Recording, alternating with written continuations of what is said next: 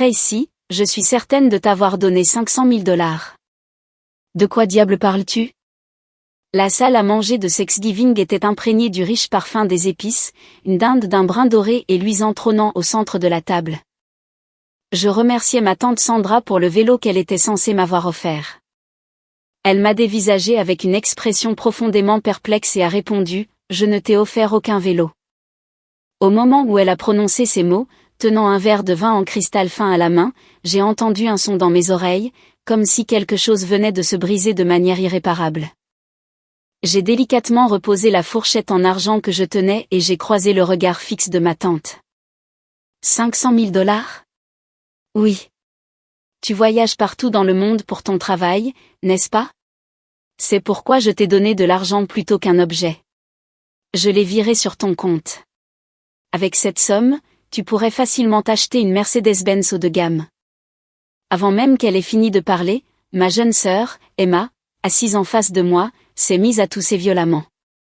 Le café qu'elle buvait a giclé sur sa robe de soie blanche immaculée, mais elle n'a même pas essayé de l'essuyer. Elle fixait notre tante, sous le choc. La main de ma mère, Cathy Irving, assise à côté d'elle, tremblait aussi légèrement.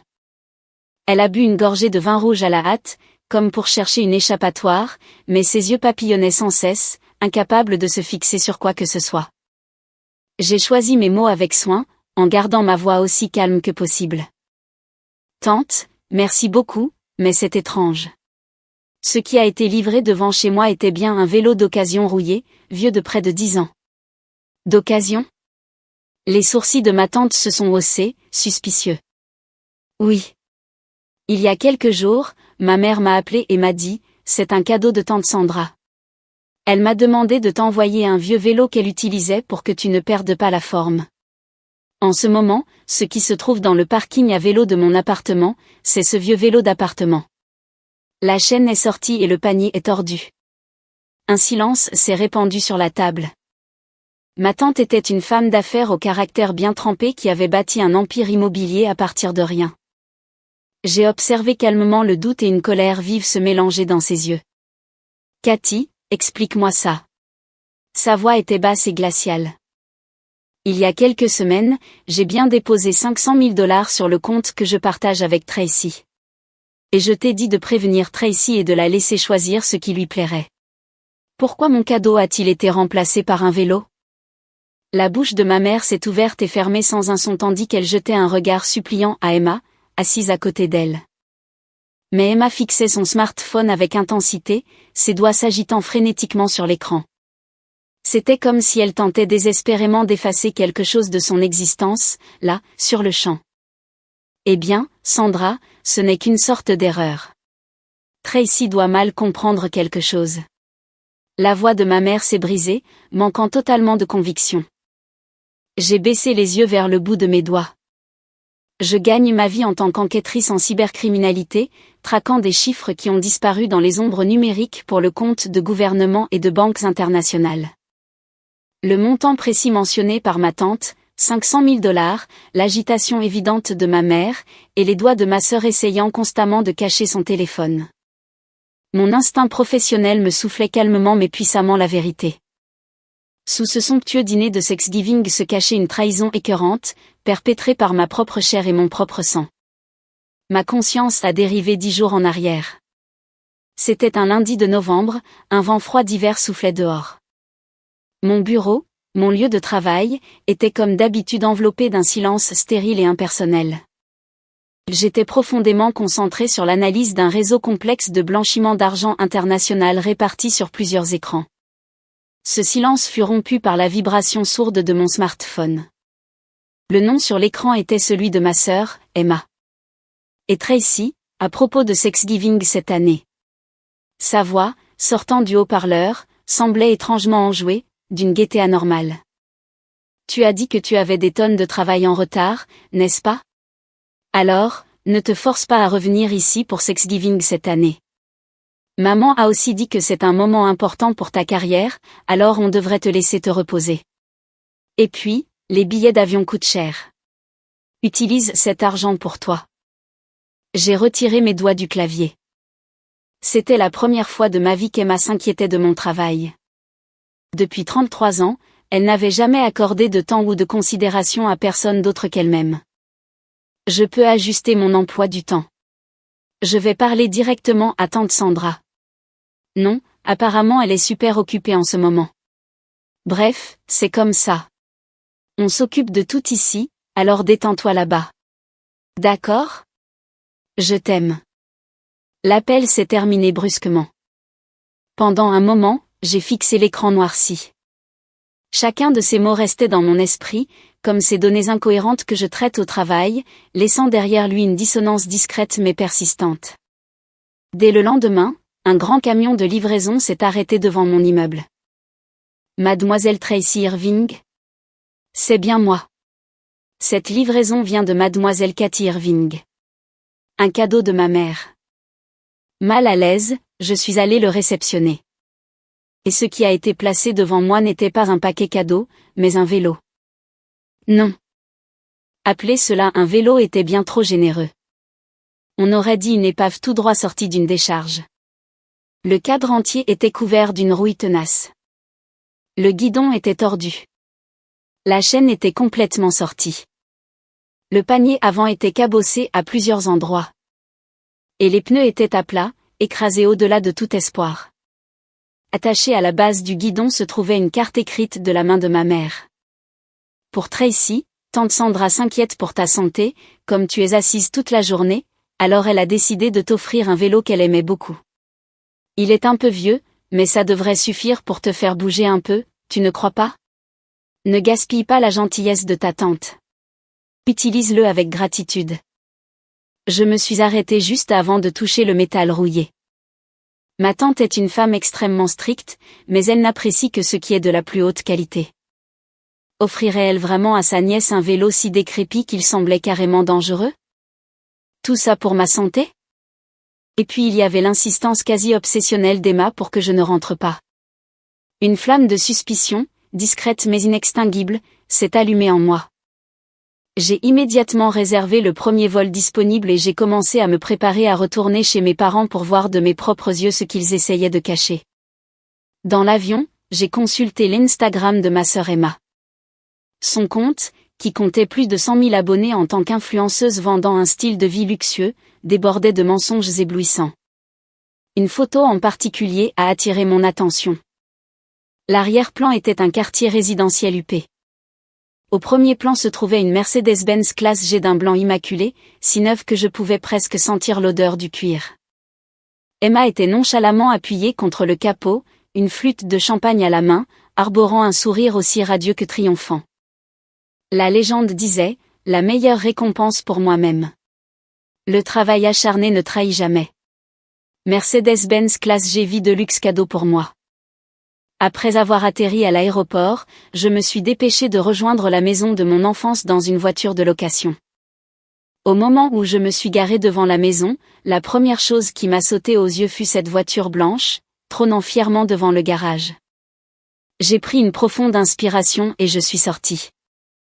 Avant même d'ouvrir la porte d'entrée, j'ai entendu des rires venant de l'intérieur. La voix de ma mère mêlée au gloussement léger et excité d'Emma. Quand j'ai frappé, les rires ont cessé brusquement. Après quelques secondes de silence, j'ai entendu le bruit de la serrure qui tournait. Oh, Tracy, pourquoi es-tu ? Le visage de ma mère en ouvrant la porte n'était pas tant marqué par la surprise que par une peur pure, mais elle l'a rapidement masqué par un sourire étrange. Emma m'avait dit que tu étais trop occupée par ton travail pour revenir. Ton père est aussi en voyage d'affaires imprévu aujourd'hui. Mais bon, bienvenue à la maison. Elle m'a serré dans ses bras. Son pull sentait le parfum cher, pourtant ses bras tremblaient légèrement, et il n'y avait pas la moindre chaleur d'un accueil sincère. Quand je suis entrée dans le salon, Emma s'est levée du canapé. À son doigt scintillait un diamant taille émeraude si gros que je n'en avais jamais vu de pareil. Alors, tu es venue finalement ? Tu n'étais pas censée être occupée ? Ses yeux semblaient chercher désespérément la vérité derrière mon arrivée. Je me suis un peu forcée. Je voulais aussi remercier tante Sandra en personne pour son cadeau. Le visage d'Emma s'est très légèrement crispé. Oh, ce vélo. Tante Sandra s'inquiète vraiment pour ta santé, mais elle arrive plus tard aujourd'hui et nous avons tant de choses à nous raconter. Alors, n'en parlons pas. D'accord? À ce moment-là, un homme est sorti de la cuisine. Cheveux parfaitement coiffés. Posture assurée. Un costume trop bien ajusté. Le fiancé d'Emma, Ryan Fisher. Enchanté de te rencontrer, Tracy. Emma m'a beaucoup parlé de toi. Une experte en cybersécurité, c'est ça? Je suis moi-même dans le monde de l'investissement, alors peut-être aurons-nous l'occasion de parler affaires un jour. Il m'a tendu la main droite avec un sourire poli. Et cette belle Mercedes dehors, à qui est-elle? Ai-je demandé nonchalamment. L'atmosphère dans la pièce a changé instantanément. Emma a répondu comme si elle avait été piquée au vif. Oh, c'est celle de Ryan. Son travail de consultant en investissement marche incroyablement bien en ce moment. Il a acheté le dernier modèle neuf comme un investissement sur lui-même. N'est-ce pas incroyable? Eh bien, en fait, la moitié du mérite revient à Emma. Elle réussit très bien avec ses partenariats d'influenceuses, et comme cadeau de fiançailles, elle a versé un acompte assez substantiel. Honnêtement, c'est une voiture bien trop belle pour moi. Ryan avait l'air un peu timide, mais clairement fier d'elle. Je vois. C'est vraiment merveilleux de pouvoir s'échanger des cadeaux aussi incroyables. Quelle relation idéale, ai-je dit, sans jamais laisser mon sourire s'effacer. Ma mère faisait semblant de s'affairer aux préparatifs du dîner, évitant soigneusement mon regard. Sur le buffet, j'ai remarqué une brochure de mariage pour la cérémonie à venir d'Emma, jetée-la négligemment. Un hôtel de luxe de premier ordre à New York, 300 invités, une robe de mariée sur mesure. Dans mon esprit, chaque détail se convertissait nettement en un seul chiffre. 500 000 $. Tracy, ne reste pas plantée là. Allez. Ta tante va arriver d'une minute à l'autre. Pourquoi ne vas-tu pas te changer? Ta tenue simple va gâcher Thanksgiving. Ma mère a dit cela froidement, en brossant des gouttes de pluie imaginaires de mes vêtements. Je suis montée dans la chambre d'amis et j'ai posé mon sac. Le visage qui me regardait dans le miroir était étonnamment calme. D'en bas provenaient de nouveau des rires joyeux, suivis du bruit d'un bouchon de champagne cher qui saute. Les 500 000 $. Le vélo rouillé livré à ma porte et la Mercedes d'un blanc immaculé trônant dans le garage. Chaque pièce du puzzle s'était déjà parfaitement emboîtée dans mon esprit. Quand le dîner fut prêt, la sonnette retentit. Tante Sandra se tenait à l'entrée. Elle portait une robe de soie bleu marine profond et un collier de grosses perles autour du cou. Elle avait l'air plus digne que n'importe qui d'autre dans la pièce. Tracy, je suis si contente que tu sois rentrée. Ça me rend vraiment heureuse de voir ton visage. Elle m'a serré dans ses bras, doucement mais avec une force indéniable.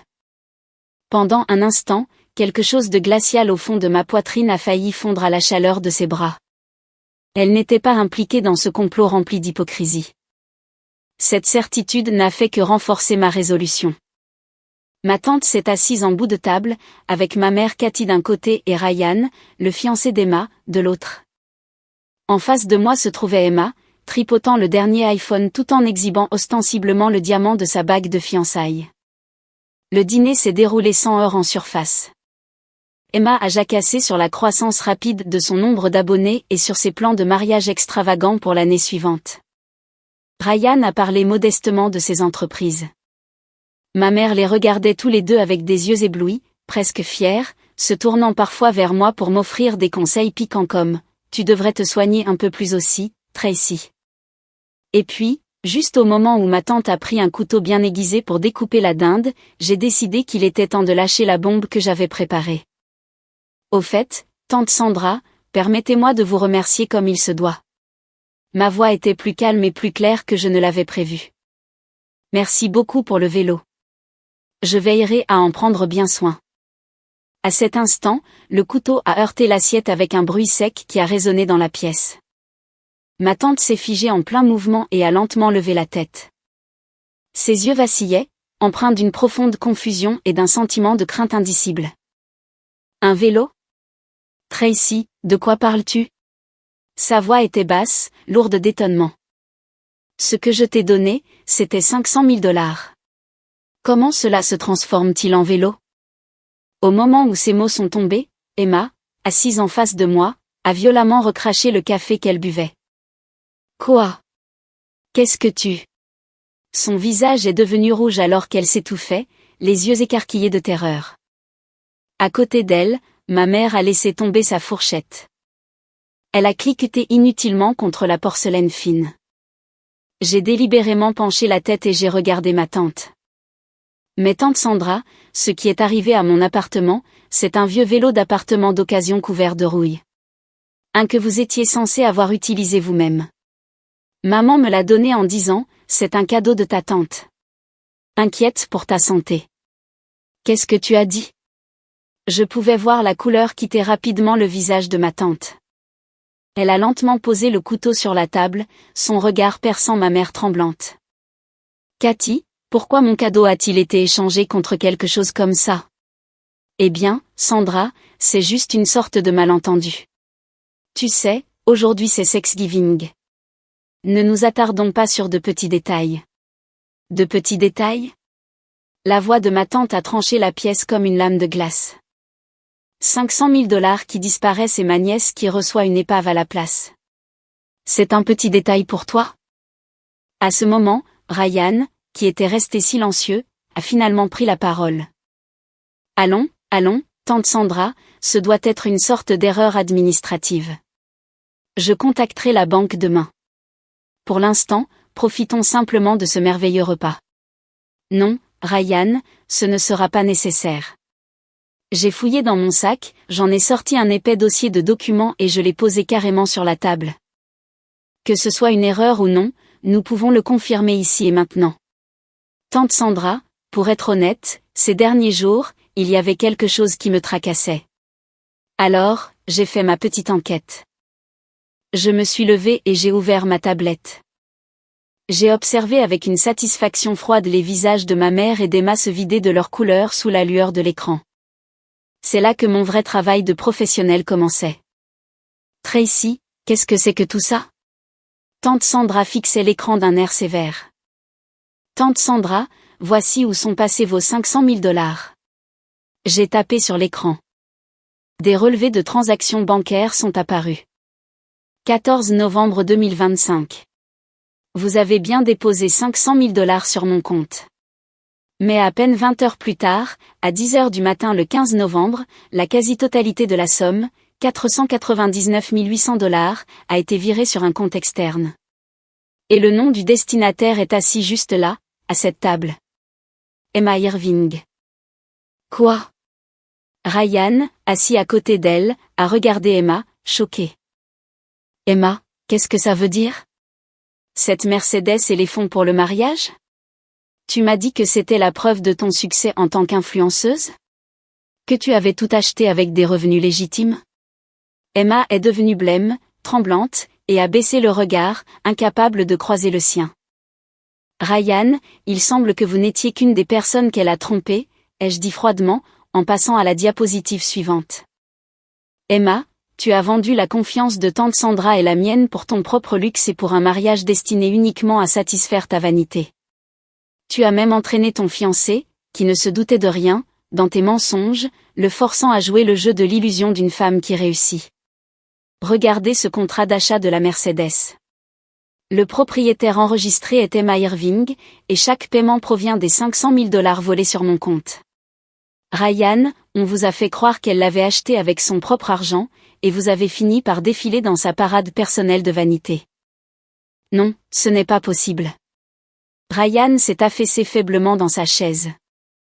Le visage d'Emma s'est tordu alors qu'elle se levait brusquement. Arrête. Tout ça est fabriqué. N'importe qui pourrait falsifier quelque chose comme ça. Tracy, tu essaies de me piéger. Fabriqué? Malheureusement pour toi, ce sont des journaux officiels extraits directement du système central de la banque, avec des signatures d'authentification cryptées. Une fois que je commence une enquête sérieuse, il n'y a aucun chiffre dans ce monde que je ne puisse atteindre, ai-je poursuivi. Et ceci. C'est la procuration qui a rendu le transfert possible. Elle a été soumise à la banque à mon insu. Avec elle, Kathy Irving, ma propre mère, a obtenu le contrôle total de mon compte. S'il vous plaît, regardez la signature en bas. J'ai sorti un pointeur laser et j'ai indiqué un seul point. À première vue, on dirait ma signature, mais l'analyse numérique forensique montre qu'elle a été créée en composant numériquement des scans de mon écriture provenant de plusieurs documents passés. La pression du stylo est anormalement uniforme. Il n'y a aucune des variations microscopiques qui apparaissent lorsqu'une vraie main humaine signe. Et plus important encore, il y a ça. J'ai zoomé au maximum sur la signature. Ma mère s'est couvert le visage et a commencé à trembler violemment. Je ne pensais qu'à la famille. Emma avait besoin d'un beau mariage. Toi, tu gagnes déjà plus qu'assez d'argent. Je ne pensais pas que tu le remarquerais. Tu ne pensais pas que je le remarquerais? Tu as volé un $2 million à ta propre fille et tu pensais que tu ne te ferais pas prendre dans le domaine même où elle est spécialisée? Ma voix avait un froid qui m'a surprise moi-même. Et Emma. La diapositive a changé. À l'écran est apparue sa publication Instagram glamour côte à côte avec le contrat d'achat de cette Mercedes blanche dans le garage. Cette voiture dont tu te vantais en ligne comme une récompense pour toi-même. J'ai vérifié le numéro de série. Elle a été achetée comptant le lendemain du virement de tante Sandra. Le travail acharné ne trahit jamais, c'est ça? Eh bien, l'effort que tu as mis à voler l'argent de quelqu'un d'autre était certainement de premier ordre. Arrête, Tracy. Ne parle pas comme ça, a crié Emma en fondant en larmes. Mais ces larmes n'étaient pas du remords. C'étaient les hurlements d'un pur amour-propre, de quelqu'un qui regardait son monde scintillant s'effondrer. L'acompte pour le lieu du mariage, $150 000. La robe sur mesure, $30 000. Le voyage de luxe préfabriqué à Fidji, $20 000. Tout a été payé avec l'argent que tante Sandra m'a donné. N'est-ce pas? Le silence est de nouveau tombé sur la pièce. Mais ce n'était en rien le faux calme d'avant. Il était lourd, suffocant, sans aucune issue. Ma tante s'est lentement levée. Son visage était rempli d'une fureur tranquille et profonde que je n'avais jamais vue auparavant. Kathy et Emma, vous n'avez pas seulement vendu ma confiance. Vous avez vendu l'âme même de cette famille. De ses mains tremblantes, elle a sorti son smartphone et a composé un numéro. Police. Oui. Je voudrais signaler un cas grave de fraude financière. Le montant impliqué est de $500 000. Le lieu est ma résidence. Les auteurs sont assis à cette même table. Tante Sandra, tu es sérieuse? Je suis ta nièce. Appelez la police. Ça doit être une blague, non, a plaidé Emma d'une voix tremblante. Ce n'est pas du tout une blague. Ma tante n'a pas croisé une seule fois le regard d'Emma. J'ai bâti cette fortune par des moyens légitimes, a-t-elle dit calmement. Et j'ai fait un cadeau digne de ma nièce bien-aimée. Le voler, me mentir, et me traiter comme une imbécile. Cela dépasse de loin tout ce qui peut être excusé par le mot famille. À ce moment, Ryan, qui était resté silencieux jusqu'à présent, a raclé bruyamment sa chaise en se levant. Ryan, où vas-tu? Emma a tenté d'attraper sa manche, mais il l'a repoussée comme si elle était quelque chose de répugnant. Ne me touche pas. Tu me dégoûtes. La voix de Ryan était basse, tremblant légèrement de rage. Tu m'as dit que tu avais fait fortune grâce à des partenariats d'influenceuses, que tu voulais un mariage digne de ton succès, que tu voulais venir me chercher dans une Mercedes haut de gamme. J'étais fière de ton ambition, de la femme que tu prétendais être. Mais penser que tout cela a été payé avec de l'argent volé à ta propre sœur. Essayais-tu de détruire ma carrière aussi? Non, Ryan. Je voulais juste que tu vois la meilleure version de moi. La meilleure version de toi-même? Être une voleuse n'est jamais le meilleur. Crachant ces mots, Ryan a attrapé son manteau dans le placard et s'est dirigé droit vers la porte d'entrée sans même se retourner. Cet engagement est terminé, à compter de cet instant. N'apparaît plus jamais devant moi. La porte d'entrée s'est refermée dans un bruit sourd et lourd. C'était le son du rêve le plus cher d'Emma, son style de vie parfait, s'effondrant de manière irréparable. Emma s'est effondrée sur le sol, gémissant de manière incontrôlable. Ma mère a pris sa fille en sanglots dans ses bras et m'a foudroyé du regard, le visage tordu de fureur. Tracy, tu es satisfaite maintenant? D'un seul mot de ta part, la vie de ta sœur est ruinée. Nous sommes une famille. Comment as-tu pu être si cruel? 500 000 $, ce n'est rien pour toi. Tu pourrais les regagner en un rien de temps.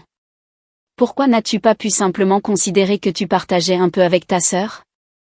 Partager, ai-je répondu froidement, sans équivoque. Maman, ce que vous avez fait n'était pas du partage.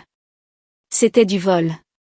Vous m'avez volé, vous avez falsifié ma signature, utilisé mon nom sans permission et porté atteinte à ma crédibilité. Avez-vous pensé une seule fois au temps et aux nerfs que j'ai brûlé à ramper dans les bas-fonds numériques pour gagner cet argent? Mais nous sommes une famille. Oui. Et c'est quelque chose dont vous auriez dû vous souvenir avant de me voler. Peu de temps après, le bruit des sirènes s'est approché de loin. Des gyrophares rouges et bleus baignaient alternativement les murs blancs de la maison de mon enfance d'une lueur sinistre. Les voisins regardaient par les fenêtres où se rassemblaient le long de la rue, observant avec une curiosité non dissimulée deux femmes être emmenées menottées. Tracy, es-tu sûre que c'est ce que tu veux? Tante Sandra a posé une main douce sur mon épaule et a demandé à voix basse. Ses yeux contenaient la douleur de la trahison et pourtant une préoccupation complexe pour ses nièces. Oui, tante Sandra. Ce n'est pas nous qui avons commencé ça. C'est simplement la fin du chemin qu'elles ont choisi pour elles-mêmes. Après cela, l'enquête a rapidement dépassé la police locale et a été reprise par les autorités fédérales. Fraude électronique inter-État, usurpation d'identité organisée. La justice a agi avec une rapidité impitoyable. Ma mère, accusée en tant qu'auteur principal, a été condamnée à 18 mois dans une prison fédérale. Lorsque le verdict a été lu, elle s'est effondrée en larmes dans la salle d'audience. Mais je n'ai jamais regardé en arrière. Emma a reçu un sursis avec mise à l'épreuve pour complicité et recel. Mais le véritable enfer qui les attendait se trouvait en dehors du tribunal. D'abord, mon père a demandé le divorce. Le fait que sa femme de plus de 30 ans ait falsifié la signature de leur fille pour voler de l'argent a complètement brisé le cœur de cet homme tranquille. Puis le monde parfait d'Emma a disparu de l'océan numérique. Les abonnés qu'elle avait adorés sur les réseaux sociaux se sont transformés en critiques les plus cruelles dès que le scandale a éclaté. Sa Mercedes bien-aimée, ses plans de mariage somptueux, tout a été révélé comme ayant été payé avec l'argent volé à sa sœur. Ses comptes étaient inondés quotidiennement d'insultes vicieuses. Sa carrière d'influenceuse s'est entièrement effondrée, au point qu'elle ne pouvait même plus marcher dans la rue. Plusieurs mois plus tard, lors d'une visite à ma tante, elle m'a tendu une enveloppe. Ceci est un cadeau légitime. Cette fois, va où tu le souhaites. Avance avec ta propre force. À l'intérieur se trouvait un autre chèque de 500 000 $. Avec cet argent, j'ai acheté une Mercedes-Benz d'un blanc immaculé. En serrant le volant de ma nouvelle voiture, j'ai doucement appuyé sur l'accélérateur. Le rythme puissant du moteur était la seule chose qui célébrait le début de ma nouvelle vie. Depuis ce jour, je n'ai jamais regardé en arrière.